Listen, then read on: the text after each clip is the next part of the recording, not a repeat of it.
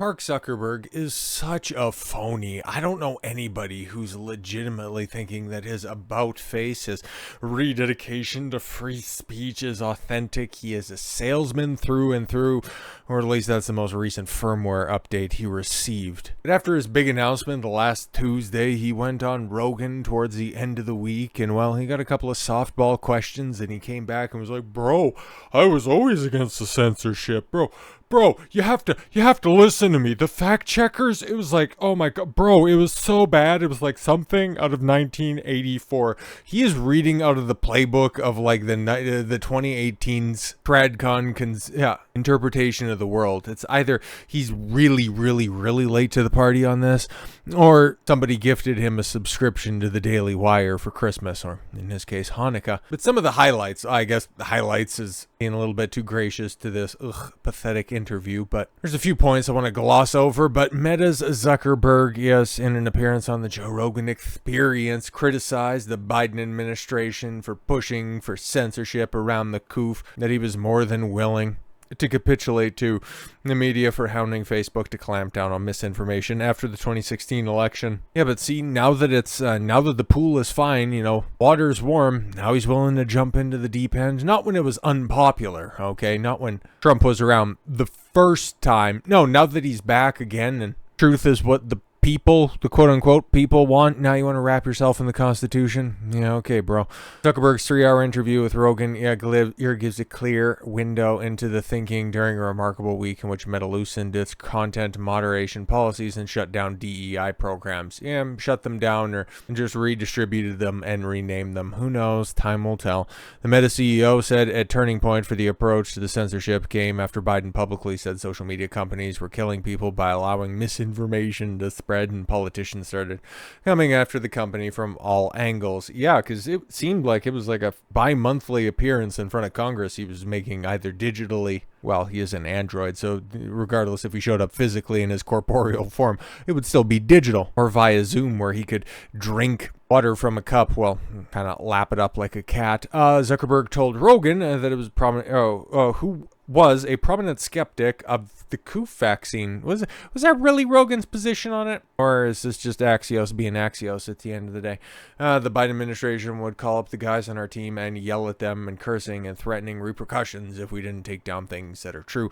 Zuckerberg said that Biden officials wanted Meta to take down a meme. The Once Upon a Time in Hollywood meme of DiCaprio pointing and ooh while he's holding a beer. That one. The joke at the expense of the people that were vaccinated. Interesting. Zuckerberg said his company drew the line at removing humor and satire. Yeah, I doubt that. He might have personally thought that, yeah, that's where we're going to draw the line, but there were so many meme groups that were out there, okay? Some not even politically affiliated that got destroyed on Facebook, and that's even going prior to what was going on with the CLOUT, so shut up.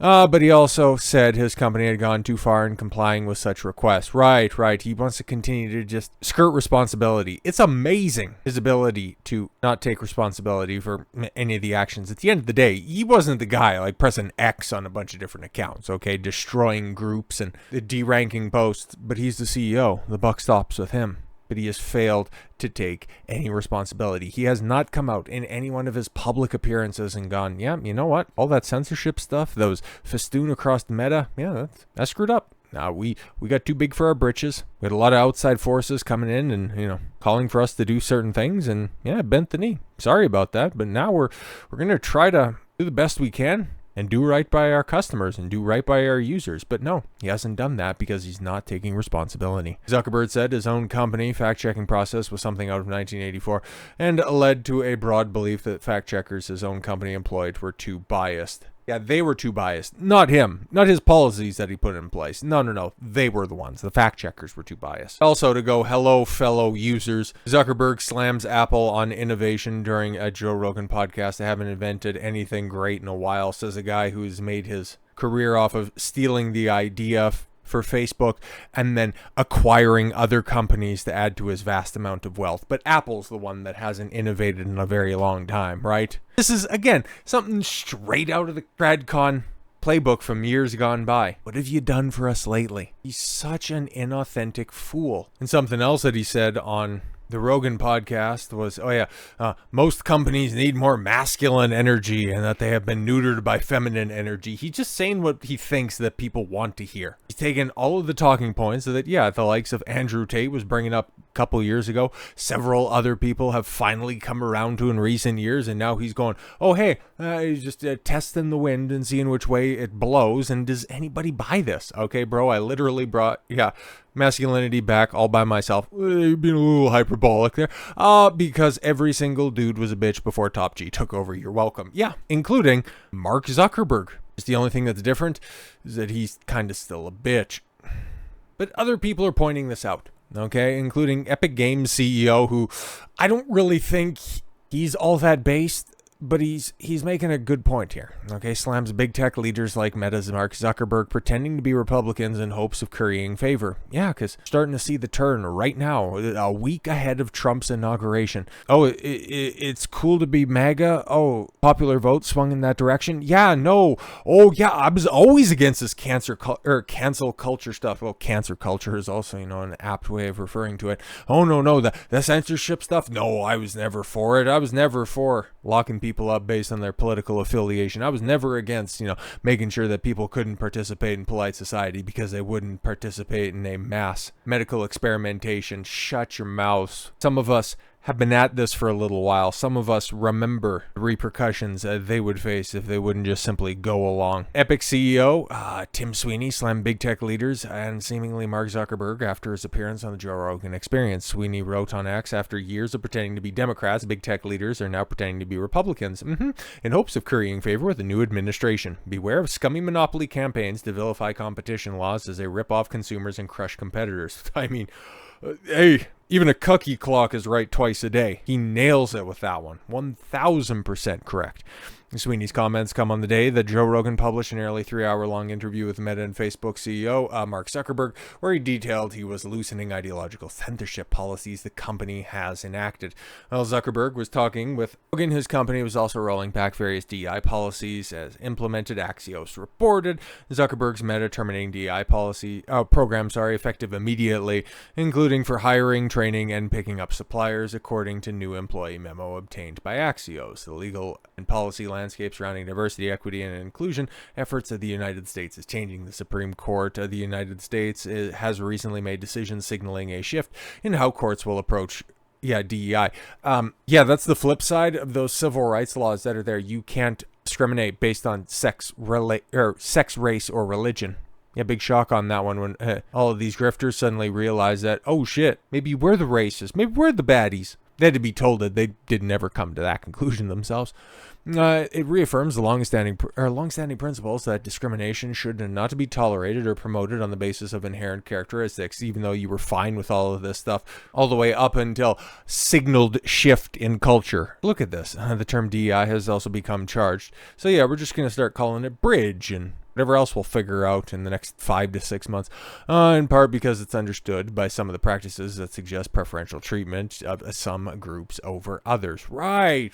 Yeah, it's not because it's inherently evil to judge people on the content of their skin, not of the color of their skin, not the content of their character. Sorry, I'm still a little under the weather.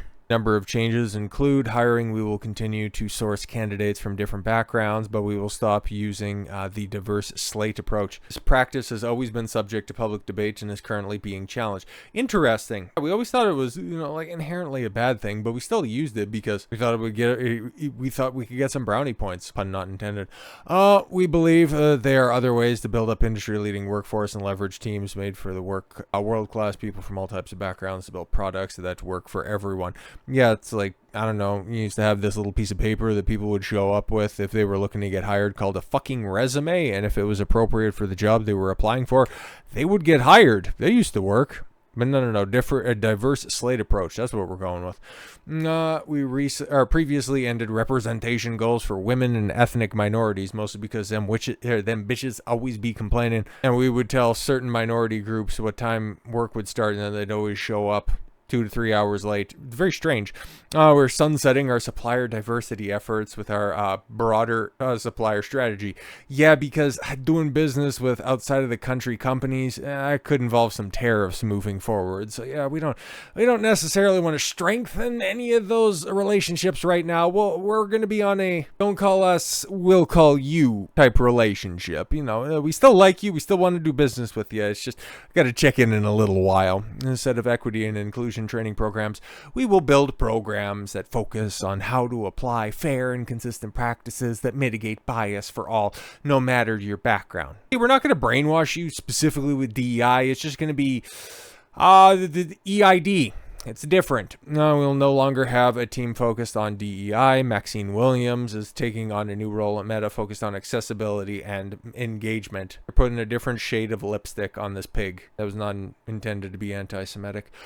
Sweeney's comments also come in the wake of other major tech companies like Apple and Google reportedly donating to President Donald Trump's inaugural committee. Yeah, exactly. It's almost like they do this every single time a new guy comes into power. It's almost like the virtue signal. It'll never stop. Okay, because when it's all said and done, all of these people, even the people that are now taking a strong stance against Mark Zuckerberg. Okay, celebs are now deleting Instagram accounts because of Zuckerberg's free speech comments. They'll be back. Aubrey Plaza from Agatha All Along. Wow, is that her biggest credit? Well, I guess recently, right? In a show nobody watched and everybody forgot about, made her virtue signal. Please clap. Yes, exactly. But her deleting her Instagram account is just as inauthentic as Mark Zuckerberg coming out as being this strong 1A supporter. They're just going along to get along. And it's just as pathetic as it's always been.